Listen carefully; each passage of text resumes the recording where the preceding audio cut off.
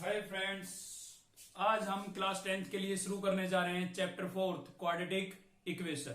ठीक है, तो पहले थोड़ा जान लेते हैं कि क्वाड्रेटिक इक्वेशन होती क्या है। देखिए, सबसे पहले तो मैं आपको बता देता हूं, जो क्वाड्रेटिक इक्वेशन होती है वो हमारी इस फॉर्मेट में होती है, a x square plus b x plus c और इक्वल्स टू 0। तो ये क्वाड्रेटिक इक्वेशन का फॉर्मेट है, मतलब ऐसे फॉर्मेट में क्वाड्रेटिक इक्वेशन होती है। तो हम जान लेते हैं पहले वेरिएबल और कांस्टेंट के बारे में। तो वेरिएबल होते हैं इसके अंदर और कुछ क्या होते हैं कांस्टेंट। तो वेरिएबल क्या होंगे भाई? वेरिएबल वो होते हैं, देखिए नाम से पता लग रहा है वेरिएबल मतलब जिनकी वैल्यू में वेरिएशन हो। ठीक है, जिनकी वैल्यू फिक्स ना हो, चेंज होती रहे। तो अक्सर वेरिएबल के लिए हम यूज करते हैं अपने अल्फाबेट, यानी कि एबीसीडी के अक्षरों को हम क्या बोल सकते हैं? वेरिएबल्स बोल सकते हैं। एक्स वाई जेड 26 वेरिएबल्स हो सकते हैं हमारे। ठीक है, वो क्वेश्चन पे भी डिपेंड करता है कि उस क्वेश्चन में वेरिएबल किसको यूज किया गया है। ठीक है, तो उसके बाद आता है हमारा कांस्टेंट। और कांस्टेंट क्या होता है भाई? कांस्टेंट वो होता है जिसकी वैल्यू क्या रहे? कांस्टेंट रहे, यानी कि फिक्स रहे। ठीक है, कोई चेंज ना हो वैल्यू के अंदर, उसको हम क्या बोलेंगे? कांस्टेंट बोलेंगे। तो जो कांस्टेंट होते हैं आपके वो क्या होंगे? नंबर होते हैं। ठीक है, नंबरों को हम काउंटिंग के नंबरों को एज ए कांस्टेंट मान सकते हैं। ठीक है भाई, तो क्या होगा क्वाड्रेटिक इक्वेशन में? किसको बोलेंगे भाई? क्वाड्रेटिक इक्वेशन बात ही आती है कि क्वाड्रेटिक इक्वेशन होती क्या है। तो इसके अंदर जो इक्वेशन होती है उसकी जो डिग्री है ना वो 2 होनी चाहिए। डिग्री कितनी होनी चाहिए? 2। क्वाड्रेटिक इक्वेशन की डिग्री जो है वो 2 होती है। ठीक है, अब डिग्री का कैसे पता लगेगा? तो वेरिएबल की सबसे बड़ी पावर इक्वेशन की डिग्री होती है। यहां पर आप देख सकते हैं एक्स की पावर कुछ नहीं, कितनी है? 1। यहां पर एक्स की पावर कितनी है? 2। तो आपको इसमें नजर आ रहा होगा कि x आपका यहां पर वेरिएबल है, a क्या है? इसका कोफिशिएंट है, b क्या है? x का कोफिशिएंट। और इसमें x नहीं है तो ये आपका कांस्टेंट है। ठीक है, कोफिशिएंट और कांस्टेंट में डिफरेंस समझना।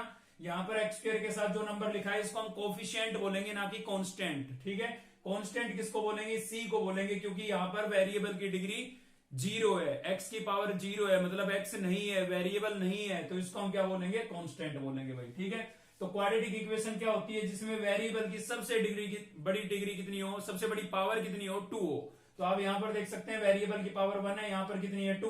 तो इस इक्वेशन की जो डिग्री है वो कितनी होगी? 2 होगी। डिग्री क्या होती है? Maximum power of equation. ठीक है, इक्वेशन की सबसे बड़ी पावर ही क्या होती है? डिग्री होती है। तो इस क्वाड्रेटिक इक्वेशन की डिग्री कितनी है? 2 है। ठीक है ना, तो आपको समझ में आ गया होगा, सीधी बात बता रहा हूं। क्वाड्रेटिक इक्वेशन में वेरिएबल की सबसे बड़ी पावर कितनी होगी? 2 होगी। तो उसको हम क्या बोलेंगे? Quadratic equation. तो हमारी जो पहली एक्सरसाइज है वो इसी पर बेस है। आपको कुछ क्वेश्चन दिए गए हैं, आपको चेक करना है कि उनसे क्वाड्रेटिक इक्वेशन बन रही है या नहीं बन रही है। ठीक है, तो देखते हैं भाई एक्सरसाइज। क्वेश्चन नंबर फर्स्ट का फर्स्ट पार्ट है आपका। ठीक है, तो ऐसे खाली क्वेश्चन को देख करके हम नहीं बता सकते कि ये क्वाड्रेटिक है या नहीं है। तो क्या करना पड़ेगा? सिंप्लीफाई करना पड़ेगा। अब आप सोच रहे होंगे सिंप्लीफाई में पता नहीं क्या करना है। कुछ नहीं करना है। अगर आपको क्वेश्चन में होल स्क्वायर नजर आ रहा है तो होल स्क्वायर ओपन कर देंगे, मतलब होल स्क्वायर की आइडेंटिटी लगा देंगे। होल क्यूब नजर आ रहा है तो होल क्यूब ओपन कर देंगे, मतलब होल क्यूब की आइडेंटिटी लगा देंगे। और इनटू में टर्म नजर आ रही है तो उनको आप क्या कर देंगे? मल्टीप्लाई। तो ऐसा करने से सिंप्लीफाई हो जाएगा। सभी टर्म्स को एक तरफ इकट्ठा कर लेंगे।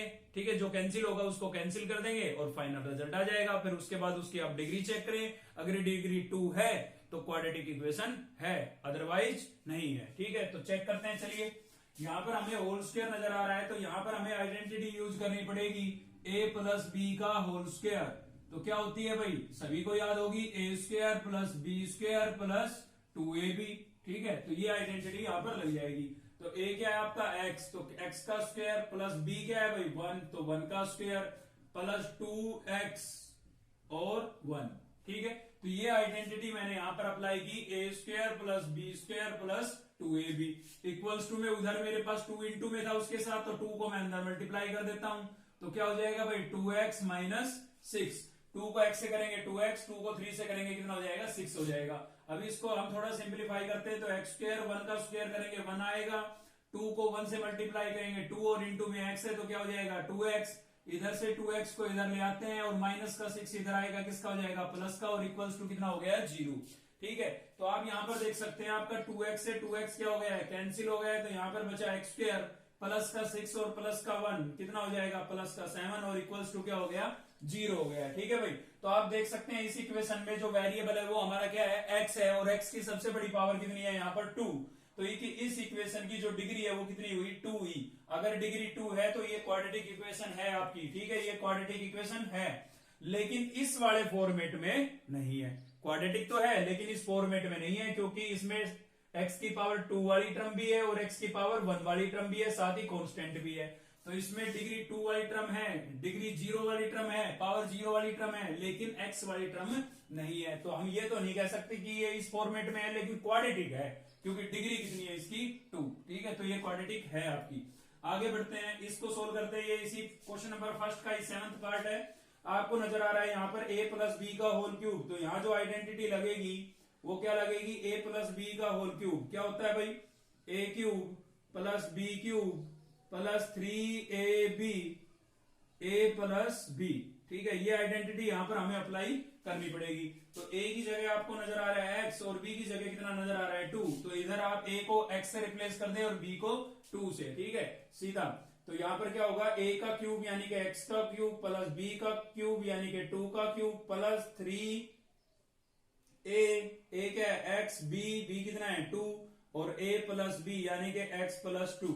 इस क्वेश्चन को मैंने इस वाले फॉर्मेट में लिख दिया है, मतलब आइडेंटिटी अप्लाई कर दी है। इक्वल्स टू के उधर मेरे पास है ये, इसको सिंप्लीफाई करेंगे, 2x को x से करेंगे तो क्या हो जाएगा, x की पावर 1 यहाँ पर 1 यहाँ पर कितनी हो जाएगी 2, यानी कि क्या हो जाएगा x स्क्वायर 2x स्क्वायर, और 2x को 1 से मल्टीप्लाई करेंगे तो क्या हो जाएगा माइनस का 2x हो जाएगा। भाई क्लियर है। अब आप क्या करते हैं, थोड़ा और सिंप्लीफाई करते हैं। तो यहां से आ जाएगा x क्यूब, 2 की पावर 3 का मतलब कितना हो जाएगा 8, 2 की पावर 3 का मतलब है 2 मल्टीप्लाई 2 तो कितना हो गया 8। 3 को 2 से मल्टीप्लाई करेंगे कितना हो जाएगा 6, और साथ ही क्या है x, और इंटू में क्या है x प्लस 2 इक्वल्स टू क्या हो गया भाई 2x स्क्वायर और माइनस 2x। अभी और थोड़ा सिंप्लीफाई करते हैं। तो यहां से आ जाएगा आपका x क्यूब प्लस कितना हो गया 8, 6x को आप अंदर मल्टीप्लाई करेंगे, इनटू में है ना, इनके बीच में कोई साइन नहीं है, मतलब क्या हो रहा है मल्टीप्लाई हो रहा है। तो पहले मल्टीप्लाई होगा, ठीक है। 6x को x से मल्टीप्लाई करेंगे क्या हो जाएगा 6x स्क्वायर, पावर सेट हो जाती है 1 इसकी कितनी हो गई 2, प्लस 6x को 2 से मल्टीप्लाई करेंगे तो 6 2 जा कितना हो जाएगा 12x, और इक्वल्स टू कितना हो गया आपके पास 2x स्क्वायर, और माइनस में कितना है भाई 2x। ठीक है, तो अभी आप यार देखेंगे आप कि ये आ गया आपका x cube, according to power लिखते हैं, सबसे बड़ी पावर फिर उससे छोटी फिर उससे छोटी। तो उसके बाद क्या लिखेंगे 6x स्क्वायर लिखेंगे भाई, फिर क्या लिखेंगे प्लस का 12x लिखेंगे। ठीक है, और फिर क्या लिखेंगे प्लस का 8। अब उधर की टर्म को इधर ले आते हैं तो 2x स्क्वायर इधर आएगा किसका हो जाएगा माइनस का, और माइनस का 2x इधर आएगा किसका हो जाएगा प्लस का, और इक्वल्स टू क्या हो गया 0। अभी आप यहाँ पर देख सकते हैं कि लाइक टर्म को हम ऐड सब्ट्रैक्ट कर लेते हैं। तो x क्यूब की एक अकेली टर्म है ये, तो x क्यूब मैंने सेम लिख दिया है। x स्क्वायर की एक टर्म यहाँ पर है, एक यहाँ पर है भाई, ये किसकी है प्लस की, और ये किसकी है माइनस की। तो प्लस माइनस क्या होता है माइनस, तो 6 में से 2 को माइनस करेंगे कितना बचेगा 4 बचेगा, और साथ इसके क्या था x स्क्वायर, तो x स्क्वायर आ जाएगा। ठीक है, उसके बाद आगे बढ़ते हैं, प्लस का 12x, same term like term को ऐड सब्ट्रैक्ट कर सकते हैं, यहाँ पर भी x है यहाँ पर भी x है, लाइक टर्म है दोनों। तो प्लस का ही 12 है और प्लस का ही क्या है 2, तो प्लस का 12 प्लस का 2 प्लस प्लस क्या होता है प्लस, 12 प्लस 2 कितना हो जाएगा 14, तो ये हो जाएगा आपका 14x। उसके अलावा हमारे पास बचा है प्लस का 8 और इक्वल्स टू क्या हो गया 0। अब आप इस इक्वेशन की डिग्री चेक करें, तो डिग्री आप सबसे बड़ी पावर देखेंगे, यहाँ पर 1 है यहाँ 2 है यहाँ कितनी है 3, तो सबसे बड़ी पावर कितनी हुई 3, यानी कि इस इक्वेशन की डिग्री कितनी है 3 है। तो ये क्वाड्रेटिक नहीं है, तो कैसी है क्यूबिक है। ठीक है, पावर 3 आ गई तो क्या हो जाएगी क्यूबिक, अगर पावर 2 होती तो क्वाड्रेटिक होती। क्लियर है, चलिए आगे बढ़ते हैं, नेक्स्ट क्वेश्चन देखते हैं भाई। तो क्वेश्चन नंबर फर्स्ट के पार्ट इसी तरीके से आप कर लेंगे। अभी हम चलते हैं क्वेश्चन नंबर सेकंड पर और स्टेटमेंट बेस्ड क्वेश्चन देखते हैं भाई।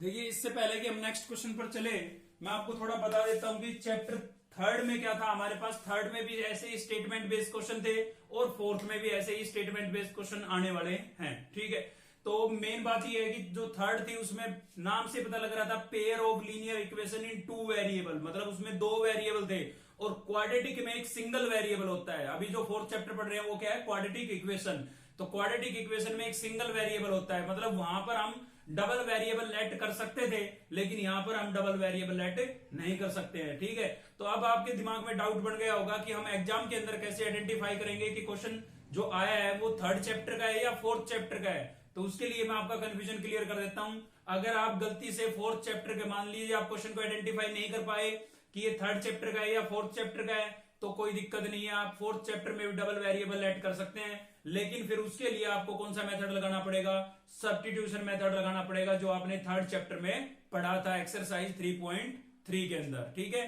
तो कोई दिक्कत नहीं है, इस चीज में कंफ्यूज होने की जरूरत नहीं है। जहां पर आपको पता लग जाए या फिर आपका सिंगल वेरिएबल से काम चल रहा है, मतलब एक ही वेरिएबल लेट करने से काम हो रहा है, तो आप सिंगल वेरिएबल लेट करें। लेकिन सिंगल वेरिएबल से अगर काम नहीं बन रहा है, मतलब इक्वेशन नहीं बन पा रही है हमारी, तो आप डबल वेरिएबल भी लेट कर सकते हैं, ठीक है।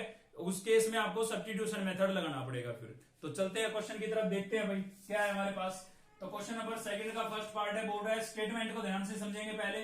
हर क्वेश्चन में उसका सॉल्यूशन छुपा होता है, बस क्वेश्चन को ध्यान से पढ़ लेना, सॉल्यूशन आपको खुद पे खुद आ जाएगा, ठीक है। तो क्या है भाई, यहाँ पर हमारे पास area of a rectangular plot, मतलब एक प्लॉट है जिसकी शेप कैसी है, रेक्टेंगुलर है, ठीक है। उसका एरिया आपको दिया हुआ है, बस यहीं पर क्वेश्चन आता है तुम्हारा, मतलब इस क्वेश्चन का सॉल्यूशन यहीं से मिल गया हमें। क्या दिया हुआ है हमें, एरिया दिया हुआ है। तो हमें जो भी इक्वेशन बनानी है यहाँ पर, वो किससे बनानी है, एरिया से बनानी है भाई। किससे बनानी है, एरिया से, ठीक है।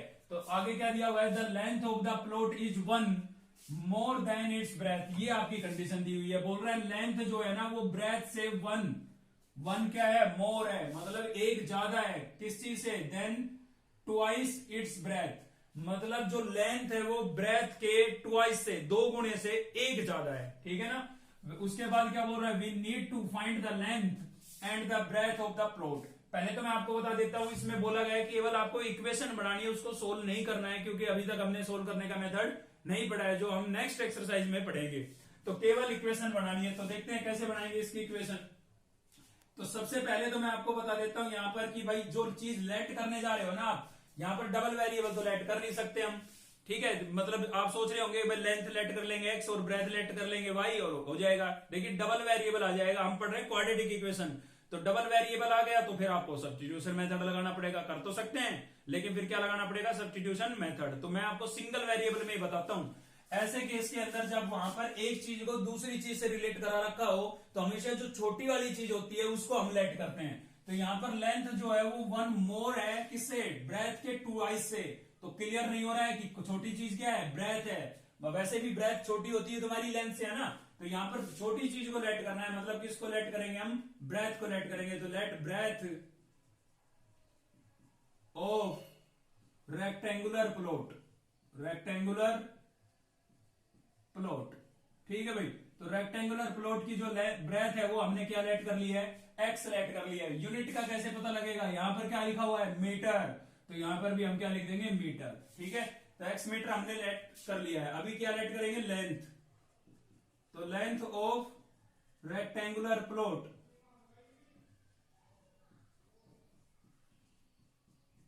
देखिए आप इस लेंथ को आप y भी लेट कर सकते हैं, लेकिन आपको फिर सब्स्टिट्यूशन मेथड लगाना पड़ेगा, ठीक है। तो कंडीशन दे रखी है, उसके अकॉर्डिंग चलते हैं हम। तो क्या दे रखा है, लेंथ बोल रहा है, कितनी बोल रहा है, 1 मोर। 1 मोर मतलब एक ज्यादा, किससे एक ज्यादा, ब्रेथ के ट्वाइस से। तो ब्रेथ का ट्वाइस करो, ट्वाइस का मतलब 2 से मल्टीप्लाई हो गया, और इसका 1 मोर, 1 मोर मतलब +1 कर दो, ये आपकी क्या बन गई, लेंथ बन गई। तो आपके पास ब्रेथ थी x और लेंथ क्या हो गई है, 2x + 1। अब according to question, according to question, तो क्वेश्चन में हमें क्या दिया हुआ था, मैंने पहले बोल दिया था क्या की मैंने, रेक्टेंगुलर प्लॉट का एरिया गिवन है। तो यही कंडीशन है आपकी, यहीं पर इक्वेशन बनेगी हमारी। तो एरिया क्या होता है भाई, रेक्टेंगल का एरिया क्या होता है, लेंथ मल्टीप्लाई ब्रेथ। रेक्टेंगल का एरिया क्या होता है, लेंथ मल्टीप्लाई ब्रेथ। तो एरिया दे कितना रखा है, गिवन कितना है, 528। भाई ये फॉर्मूला है और ये एरिया है, तो दोनों चीजें जब है ही सेम तो इक्वल तो रख सकते हैं। ये एरिया का फॉर्मूला और ये एरिया, तो दोनों के इक्वल रख सकते हैं हम। अब लेंथ कितनी आई थी हमारे पास, लेंथ आई थी भाई 2x + 1, और ब्रेथ कितनी थी, ब्रेथ थी आपकी x, और इक्वल्स टू कितना हो गया, 528। x को अंदर मल्टीप्लाई करेंगे क्या हो जाएगा, 2x², x को x से करेंगे एक पावर इसकी, एक इसकी पावर से ऐड हो जाती है, मल्टीप्लाई करते हैं तब, ठीक है। x को 1 से करेंगे क्या हो जाएगा, x, और 520 को इधर ले आते हैं, किसका हो जाएगा, माइनस का, और इक्वल्स टू क्या हो गया, 0।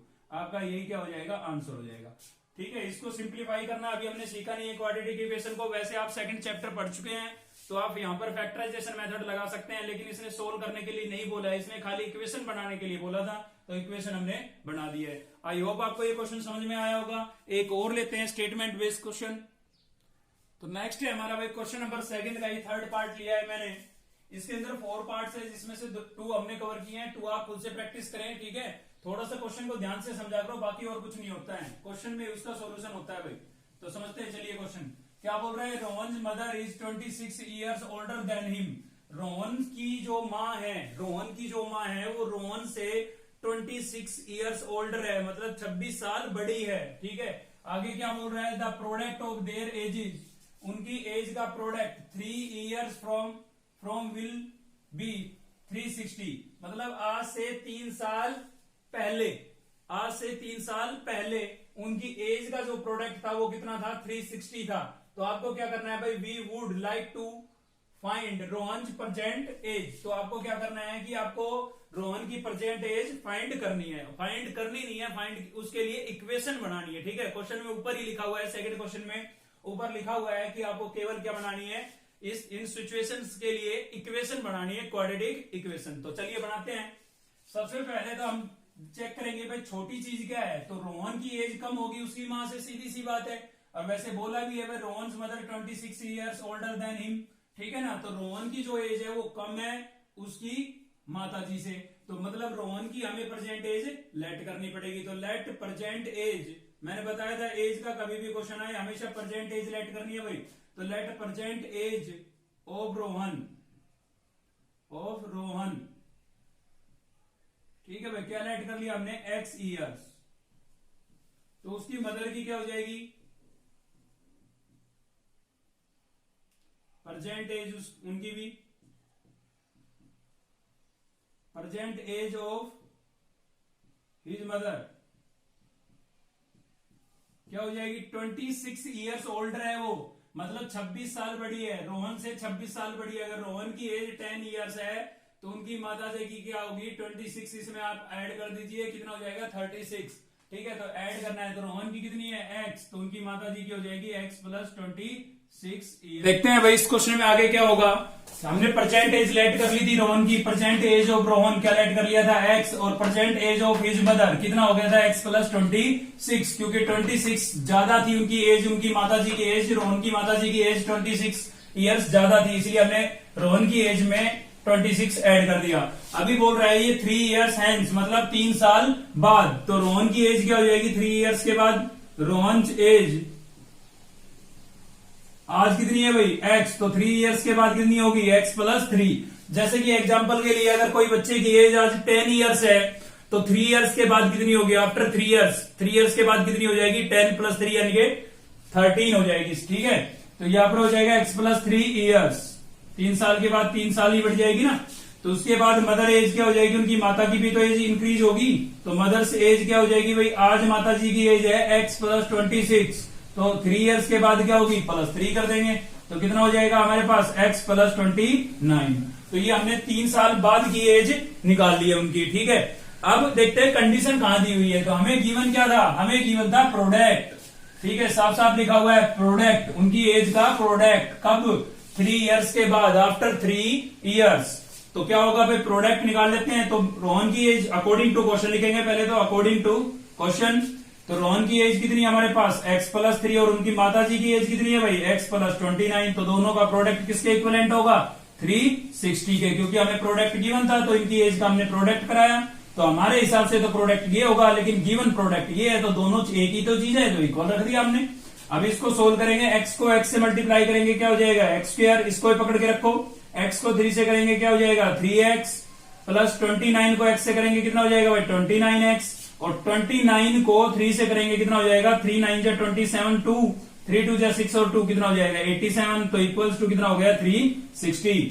लाइक टर्म को सब्ट्रैक्ट कर ले तो यहां से हो जाएगा x² प्लस का 29x और प्लस का 3x कितना हो गया भाई 32 हो गया ना। तो ये हो जाएगा आपका 32x और प्लस में कितना है हमारे पास 87, 360 इधर आएगा किसका हो जाएगा माइनस का, और इक्वल्स टू क्या हो गया 0। अब आप क्या करेंगे, देखिए यहाँ पर ये है माइनस, ये दोनों लाइक टर्म है ना, तो इनको ऐड सब्ट्रैक्ट कर लेंगे, तो प्लस माइनस क्या होगा माइनस, 360 में से किसको माइनस करेंगे 87 को, तो करेंगे तो क्या आएगा, यहां से लेंगे कैरी, 10 में से 7 जाएगा कितना बचेगा 3, यहां पर बचा आपका 5, तो यहां से कैरी लेंगे 15 में से 8 गया कितना बचेगा 7 और 2 यहां से बच गया, तो कितना बच गया भाई 273। तो यहां से हो जाएगा आपके पास x² प्लस 32x और ये किसका बचेगा, माइनस का बचेगा, क्योंकि माइनस के ज्यादा थे। तो कितना बचा, 273 और इक्वल्स टू 0। तो ये क्वाड्रेटिक इक्वेशन आपके पास आ गई है। तो इस एक्सरसाइज में जो स्टेटमेंट बेस्ड क्वेश्चन थे उनमें केवल आपको इक्वेशन ही बनानी थी, सोल्व नहीं करना था। सोल्व करना सीखेंगे हम अगली एक्सरसाइजों के अंदर, ठीक है। इस चैप्टर में भी हम 3 मेथड पढ़ने वाले हैं। फैक्टराइजेशन मेथड पढ़ेंगे एक तो, ठीक है, दूसरा पढ़ेंगे कंप्लीटिंग स्क्वायर मेथड जिस पर क्वेश्चन लगभग पूछा जा रहा है पिछले 2 सालों से, और एक पढ़ेंगे हम क्रॉस मल्टीप्लीकेशन, सॉरी क्रॉस नहीं, एक हो गया आपका फैक्टराइजेशन, एक हो गया कंप्लीटिंग स्क्वायर मेथड, और तीसरा हो जाएगा आपका